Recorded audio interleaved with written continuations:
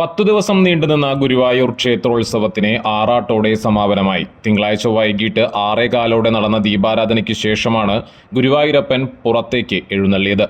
കൊമ്പൻ ദാമോദർ ദാസ് ഭഗവാന്റെ സ്വർണ്ണക്കോലം ശിരസിലേറ്റി.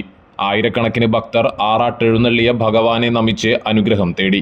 തുടർന്ന് ഭഗവാൻ ആറാടിയ രുദ്രതീർത്ഥക്കുളത്തിൽ മുങ്ങി ഭക്തർ ആത്മസായുജ്യമടഞ്ഞു. തിങ്കളാഴ്ച ആറാട്ട് സദ്യയോടെ ഗുരുവായൂർ ക്ഷേത്രോത്സവത്തിന്റെ ഭാഗമായുള്ള പ്രസാദ ഊട്ട് സമാപിച്ചു. സമാപന ദിവസം പ്രസാദ ഊട്ടിൽ 1/4 ലക്ഷത്തോളം ഭക്തർ പങ്കെടുത്തു.